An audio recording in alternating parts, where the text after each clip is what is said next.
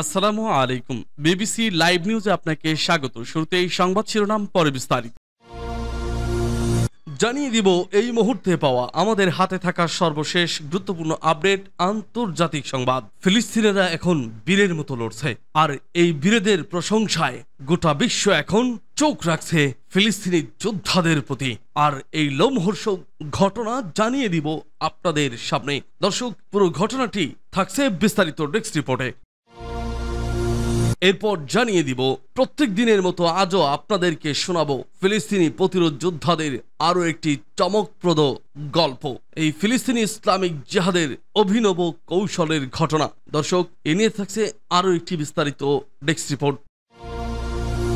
এবং জানিয়ে দিব আমেরিকার গর্ভের যুদ্ধ জাহাজে আগুন। এবং সর্বশেষ থাকছে ট্রাম্পের শান্তি প্রচেষ্টায় ছাই দিল রাশিয়া।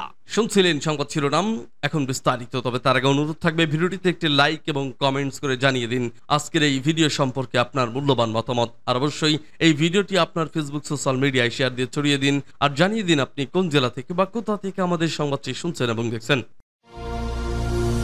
রাতে রামাল্লার পূর্বে ছোট্ট গ্রাম আল মোখাইরের চারপাশ নিস্তব্ধ, কিন্তু সেই নিস্তব্ধতার মাঝেই হঠাৎ ভেসে আসে সংঘর্ষের শব্দ। একজন ফিলিস্তিনি প্রতিরোধ যোদ্ধা হাতের ছোট্ট একটি পিস্তল এগিয়ে গেলেন বসতির দিকে। জানা যায় অস্ত্রটি ঠিকমতো কাজ করেনি। গুলি না বেরোলেও তার দৃঢ় মনোবল তাকে থামাতে পারেনি। তিনি খালি হাতে ঝাঁপিয়ে পড়েন এক ইসরায়েলি বসতির উপর। ধস্তাধস্তির পর সেটেলার ব্যক্তি গুরুতর আহত হয়, আর প্রতিরোধ যোদ্ধা নিরাপদে সরে যান অন্ধকারের আড়ালে। খবরটি ছড়িয়ে পড়তেই সামাজিক যোগাযোগ মাধ্যমে আলোড়ন তৈরি হয়। ফিলিস্তিনিরা একে দেখছে সাহস আর প্রতিরোধের প্রতীক হিসেবে। হামাসও দ্রুত প্রতিক্রিয়া জানিয়ে বলে, এটি কেবল এক ব্যক্তির উদ্বেগ নয়, বরং চলমান দমন পীড়নের বিরুদ্ধে এক ন্যায়সঙ্গত প্রতিরোধ। পরদিন ভোরে গাজা থেকে একটি বিবৃতি প্রকাশ করে হামাস, তাতে পশ্চিম তীর ও অধিকৃত আল কুদসের জনগণকে আহ্বান জানানো হয় বিশ্বব্যাপী চলমান জনপ্রিয় আন্দোলনের সঙ্গে যোগ দিতে। তারা জানায়, আগামী 22, 23 এবং 24 আগস্ট থেকে শুধু মিছিল নয়, বরং প্রতিটি সংঘর্ষের কেন্দ্রে আরো তীব্র প্রতিরোধ গড়ে তোলা দরকার। হামাস তাদের বিবৃতিতে আল মোঘাইরের ঘটনার প্রশংসা করে জানায়, অস্ত্র ব্যর্থ হলেও এক প্রতিরোধ যোদ্ধা শত্রুকে আঘাত করতে দ্বিধা করেনি। এটাই ফিলিস্তিনি জনগণের সাহসিকতার প্রতিচ্ছবি। তাদের ভাষায় এই ধরনের অভিযান ইসরায়েলি দখলদার বাহিনী ও বসতি স্থাপনকারীদের জন্য বার্তা বহন করে যে দখলদার কখনোই আমাদের ভূমিতে নিরাপদ নয়। ঘটনার পর আহত ইসরায়েলি বসতিকে দ্রুত হাসপাতালে নিয়ে যাওয়া হয়। ইসরায়েলি গণমাধ্যমে বলা হয়, তার অবস্থা গুরুতর। সেনারা ঘটনাস্থলে অভিযান চালালেও হামলাকারীকে খুঁজে পায়নি। এই ব্যর্থতা ইসরায়েলি নিরাপত্তা ব্যবস্থার জন্য নতুন প্রশ্ন তুলেছে। অন্যদিকে ফিলিস্তিনি গ্রামগুলোতে এক ধরনের আশাবাদ ছাড়া পড়েছে। অনেকে এটিকে ইসরায়েলি আগ্রাসনের প্রতিদিনের জবাব হিসেবে দেখছে। সামাজিক যোগাযোগ মাধ্যম ছড়িয়ে পড়েছে ছবি সহ বার্তা। অস্ত্র থেমে গেলেও প্রতিরোধ থেমে না।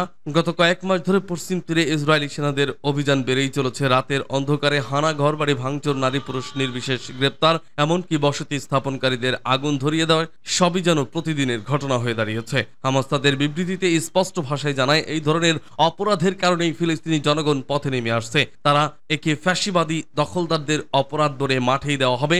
আল মোখাইরের এই ঘটনাটি কেবল একটি সংঘর্ষ নয়, বরং ফিলিস্তিনি সংগ্রামের সাম্প্রতিক অধ্যায়। এক তরুণ প্রতিরোধ যোদ্ধার সাহস যেন নতুন করে বার্তা দিল, স্বাধীনতা অর্জনের পথ রক্তে রঞ্জিত হলেও তা অপ্রতিরোধ্য। একজন বয়স্ক গ্রামবাসী স্থানীয় সংবাদ মাধ্যমকে বলেন, আমরা প্রতিদিন ভয় নিয়ে বাঁচি, কিন্তু আজকের ঘটনার পর মনে হলো আমাদের সন্তানরা ভয়কে জয় করতে শিখেছে। এই ধরনের ফিলিস্তিনি রাজনৈতিক বিশ্লেষকরা বলছেন, এই ধরনের ছোট ছোট আক্রমণ আসলে বড় ধরনের প্রতিরোধ আন্দোলনের ইঙ্গিত বহন করছে। তারা আশঙ্কা করছেন, আগামী দিনগুলোতে পশ্চিম তীর জুড়ে আরো উত্তেজনা ছড়াতে পারে। আগস্টের নির্ধারিত তারিখগুলো ঘনিয়ে আসছে। হামাসের ঘোষণার পর অনেকেই মনে করছেন, এই দিনগুলোতে পশ্চিম তীর, আল কুদস, এমনকি গাজার সীমানা জুড়েও সংঘর্ষ বাড়াতে পারে। ইসরায়েল বাহিনী ইতিমধ্যেই টহল জোরদার করেছে, বাড়তি চেকপোস্ট বসানো হয়েছে, কিন্তু ফিলিস্তিনি প্রতিরোধপন্থীরা বলছে, এভাবে কোনো আন্দোলন থামানো যাবে না। প্রত্যেক দিনের মতো আজও আপনারা শুনবেন ফিলিস্তিনিরা প্রতিরোধ যোদ্ধাদের গল্প। হামাসের সামরিক শাখা আল কাসাম ডিকে জানিয়েছে, তারা খান ইউনুসের দক্ষিণে মায়ান এলাকায় ইসরায়েলি সেনা ও সামরিক যানে মর্টার হামলা চালিয়েছে। ফিলিস্তিনি ইসলামিক জিহাদের সামরিক শাখা আল কোদর ব্রিগেড আবারও একটি ফুটেজ ছেড়েছে। সেখানে তারা দেখিয়েছে আল কাসাম ব্রিগেডের সাথে যৌথভাবে ইসরায়েলি একটি সাজোয়া যানের ট্যাঙ্ক বিধ্বংসী গোলা দিয়ে অতর্কিত আক্রমণ চালিয়েছে। আল কাসাম গত 20 তারিখ জানায় তাদের যোদ্ধারা ইসরায়েল সেনাদের সম্প্রতি স্থাপন করা একটি ছাউনিতে হামলা চালিয়েছে। স্থান খান ইউনুস। আল কাসাম পদাতিক বাহিনী, যেটি এক প্লাটুন সৈন্যের সমান, তারা কয়েকটি মেরকাবা ট্যাঙ্কে সহজ বিস্ফোরক আইইডি ও ইয়াসিন 105 গোলা দিয়ে হামলা চালিয়েছে।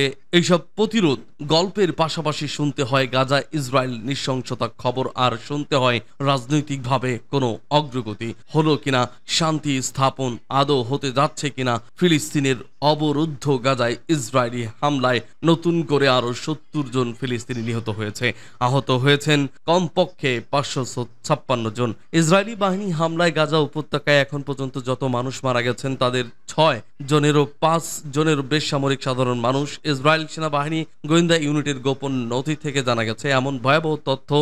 ব্রিটিশ সংবাদ মাধ্যম দ্য গার্ডিয়ান বৃহস্পতিবার এক প্রতিবেদনে জানিয়েছে 2025 সালে 19 মে পর্যন্ত যে তথ্য ইসরায়েলি গোয়েন্দারা নথিভুক্ত করেছে তাদের মধ্যে সশস্ত্র গোষ্ঠী হামাস ও ইসলামী জিহাদের 8,900 যোদ্ধা নিহত অথবা খুব সম্ভবত নিহত হয়েছে বলে উল্লেখ করা হয়েছে। ওই সময় পর্যন্ত উপত্যকাটিতে 53,000 মানুষ নিহত হওয়ার তথ্য জানিয়েছিল গাজার স্বাস্থ্য মন্ত্রণালয়, যার মধ্যে সামরিক ও বেসামরিক উভয় মানুষই আছেন। ইসরায়েলি গোয়েন্দাদের ডেটাবেস থেকে নিহত হামাস ও ইসলামী জিহাদের যেসব যোদ্ধাদের নাম আছে সেটি তুলনা করলে দেখা যাচ্ছে মোট নিহতের মাত্র 17% হলো যোদ্ধা, আর বাকি 83% হলো বেসামরিক মানুষ। সিরিয়া এবং সুদানে ভয়াবহ গৃহযুদ্ধে যত বেসামরিক মানুষ নিহত হয়েছেন তার তুলনায়ও গাজায় সাধারণ মানুষের মৃত্যু বেশি। অথচ সিরিয়া ও সুদানে নির্বিচারে মানুষকে হত্যা করা হয়েছে। গণহত্যা বিশেষজ্ঞ, আইনজীবী, মানবাধিকার কর্মী, এমনকি ইসরায়েল একাডেমিকরাও বলেছেন গাজায় গণহত্যা সেনাবাহিনী চালাচ্ছে ইসরায়েল। দখলদার ইসরায়েল সেনাবাহিনীর সঙ্গে এ ব্যাপারে যোগাযোগ করেছিল দ্য গার্ডিয়ান। তারা তাদের নিজস্ব ডেটাবেস তথ্যই অস্বীকার করছে। একজন মুখপাত্র বলেছেন যে প্রবন্ধে উপস্থাপিত পরিসংখ্যানগুলো ভুল, যদিও কোনো সংখ্যাগুলো বিতর্কিত তা স্পষ্ট করেননি তিনি। ভয়ঙ্করভাবে পুড়ে গেছে শক্তিশালী মার্কিন যুদ্ধজাহাজ ইউএসএস নিউ অর্লিন্স। আগুন জ্বলছে টানা 12 ঘন্টা জুড়ে। আহত হয়েছেন অন্তত 2 জন নাবিক। জাপানের ওকিনাওয়া দ্বীপের উপকূলে ঘটে গেল ভয়ঙ্কর এক অপ্রত্যাশিত এই ঘটনা। বিশ্বের যে কোনো দেশের চাইতে জাপানে মার্কিন সৈন্যের সংখ্যা সবচেয়ে বেশি। দেশটিতে মার্কিন সেনাবাহিনীর দীর্ঘমেয়াদী উপস্থিতি এক নিরাপত্তা চুক্তির অংশ। ওকিনাওয়া দ্বীপের উপকূলে অবস্থানরত মার্কিন নৌবাহিনীর জাহাজ ইউএসএস নিউ অরলিন্স বুধবার স্থানীয় সময় ভোরে এই অগ্নিকাণ্ডের ঘটনা ঘটে। প্রায় 12 ঘন্টার চেষ্টার পর বৃহস্পতিবার ভোরে নিয়ন্ত্রণ আসে যুদ্ধজাহাজের আগুন। এই জাহাজটি মূলত 360 জনেরও বেশি নাবিক, ক্রু এবং 800 সৈন্য বহন করতে সক্ষম উভচর পরিবহন জাহাজ। জাপান কোস্ট গার্ডের এক বিবৃতিতে বলা হয়েছে আগুন সম্পূর্ণ নিভে গেছে কিনা সেটি নির্ধারণের জন্য শুরু হয়েছে তদন্ত।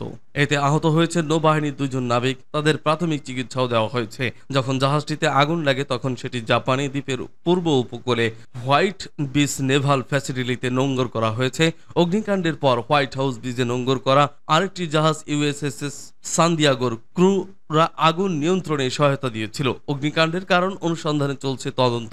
মার্কিন নৌবাহিনীর সাবেক ক্যাপ্টেন বিশ্লেষক কার্ল সুস্টারের মতে যুদ্ধজাহাজের আগুন সবসময়ই বিপজ্জনক, কারণ এসব জাহাজে প্রচুর দাহ্য পদার্থ থাকে। নৌবাহিনীর এক তদন্ত দল বলছে জাহাজে বেশ কয়েকটি পদ্ধতিগত ব্যর্থতার কারণে এই অগ্নিকাণ্ডের ঘটনা ঘটেছে। এর মধ্যে প্রধান কারণ হিসেবে আছে জাহাজের রক্ষণাবেক্ষণ, পর্যাপ্ত প্রশিক্ষণের অভাব এবং তদারকিতে ব্যর্থতা। যদিও আগুনে জাহাজটিতে কি পরিমাণ ক্ষয়ক্ষতি হয়েছে সেটি এখনো জানা যায়নি। মার্কিন নৌবাহিনীর জাহাজে এত ভয়ঙ্কর আগুনের ঘটনা বিরল বলেও মনে করছেন বিশ্লেষকরা। কর্তৃপক্ষের বরাত দিয়ে মার্কিন গণমাধ্যম সিএনএন বলছে আগুনে ব্যাপক ক্ষয়ক্ষতির কারণে নিউ অর্লিন্স 60 থেকে 120 দিনের জন্য কর্মক্ষেত্রের বাইরে অবস্থান করবে। বর্তমানে জাপানে মোট 52,000 মার্কিন সেনার প্রায় 2/3 অবস্থান করছে ওকিনাওয়া দ্বীপে। 24,433 টন ওজনের এই উভচর পরিবহন জাহাজটির দৈর্ঘ্য 208.4 মিটার। এই ঘটনার পর আবারও মার্কিন যুদ্ধজাহাজের সক্ষমতা নিয়ে প্রশ্ন উঠেছে আন্তর্জাতিক মহলে। রাশিয়া আমেরিকা ইউক্রেন শান্তি উদ্যোগে বিশাল ধাক্কা দিয়েছে। মস্কো তাদের কঠোর অবস্থান স্পষ্ট করে বলেছে যে যুদ্ধ পরবর্তী যে কোনো পশ্চিমা নিরাপত্তা গ্যারান্টিতে তাদের ভেটো জানানোর অধিকার থাকতে হবে। রাশিয়ার পররাষ্ট্রমন্ত্রী সের্গেই ল্যাভরভ স্পষ্টভাবে জানিয়ে দিয়েছেন যে ইউরোপীয় প্রস্তাবিত সামরিক মোতায়েনকে তারা বিদেশি হস্তক্ষেপ বলে গণ্য করবে। তিনি বলেন এটি রাশিয়ার জন্য সম্পূর্ণ অগ্রহণযোগ্য। ল্যাভরভ 2022 সালের ইস্তাম্বুলের আলোচনায় প্রস্তাবিত কাঠামো ফিরিয়ে আনার পক্ষে মত দিয়েছেন। সেই প্রস্তাবে মস্কো এবং বেইজিং ইউরোপীয় মিত্রদের পাশাপাশি ইউক্রেনের নিরাপত্তা নিশ্চিত করার কথা ছিল, কিন্তু কিয়েভ এই শর্ত সম্পূর্ণ অগ্রহণযোগ্য বলে মনে করে। এই অবস্থায় প্রেসিডেন্ট ট্রাম্প তার হতাশা প্রকাশ করেছেন। সোশ্যাল মিডিয়ায় ট্রুথ সোশ্যালে একটি পোস্টে তিনি তার পূর্বসূরি জো বাইডেনকে দোষারোপ করেছেন। ট্রাম্প লিখেছেন, আক্রমণকারী দেশকে আক্রমণ না করে যুদ্ধ তো খুবই কঠিন, এমনকি অসম্ভব। তিনি আরো যোগ করেছেন, এটি এমন একটি দুর্দান্ত ক্রীড়া দলের মতো যা চমৎকার রক্ষণ আছে, কিন্তু আক্রমণের অনুমতি নেই। সাম্প্রতিক আলাস্কায় ট্রাম্প পুতিন বৈঠকের পর আমেরিকান কর্মকর্তারা বলেছিলেন যে পুতিন ইউক্রেনের জন্য পশ্চিমা নিরাপত্তা গ্যারান্টি মেনে নিয়েছেন, কিন্তু সর্বশেষ বিবৃতি থেকে মনে হচ্ছে মস্কো হয়তো তাদের অবস্থান পরিবর্তন করছে। ল্যাভরভ, পুতিন ও জেলেনস্কির মধ্যে দ্বিপক্ষীয় বৈঠকের সম্ভাবনাতেও ঠান্ডা পানি ঢেলেছেন। তিনি বলেছেন, সর্বোচ্চ পর্যায়ের বৈঠক কেবল তখনই সম্ভব যখন আলোচনা সব বিষয়ে পুঙ্খানুপুঙ্খভাবে প্রস্তুত হবে। কূটনৈতিক অনিশ্চয়তার মধ্যেও রাশিয়া তার বিধ্বংসী আক্রমণ অব্যাহত রেখেছে। ইউক্রেনীয় সামরিক সূত্র জানায়, মস্কো সাম্প্রতিক সপ্তাহগুলোর মধ্যে সবচেয়ে ভয়াবহ বোমাবর্ষণ চালিয়েছে। 574টি ড্রোন ও 40টি ক্ষেপণাস্ত্র দিয়ে বড় আকারের আক্রমণে কমপক্ষে একজন নিহত, 15 জন আহত হয়েছে। এসব জটিলতা সত্ত্বেও হোয়াইট হাউস ইতিবাচক সুর বজায় রেখেছে। একজন মুখপাত্র ফক্স নিউজকে বলেছেন, প্রেসিডেন্ট ট্রাম্প এবং তার জাতীয় নিরাপত্তা দল হত্যাকাণ্ড বন্ধ, যুদ্ধ সমাপ্তির লক্ষ্যে দ্বিপক্ষীয় বৈঠকের জন্য রুশ ও ইউক্রেনীয় কর্মকর্তাদের সাথে আলোচনা অব্যাহত রাখছেন। প্রেসিডেন্ট জেলেনস্কি পুতিনের সাথে বৈঠকে রাজি থাকলেও ওয়াশিংটনের কাছে শক্ত প্রতিক্রিয়া দাবি করেছেন। কিয়েভ বিদেশি সংবাদদাতাদের কথা বলে তিনি বলেছেন, আমি দ্বিপক্ষীয় বৈঠকের প্রস্তাবে অবিলম্বে সাড়া দিয়েছি। আমরা প্রস্তুত, কিন্তু রাশিয়া যদি প্রস্তুত না থাকে শান্তি আলোচনার পথে, এই নতুন বাধা প্রমাণ করে যে ইউক্রেন সংকটের সমাধান এখনো অনেক দূরে। রাশিয়ার সর্বোচ্চ দাবি এবং নিয়ন্ত্রণের আকাঙ্ক্ষা যতদিন অব্যাহত থাকবে, ততদিন টেকসই শান্তির আশা ক্ষীণ থেকে যাবে।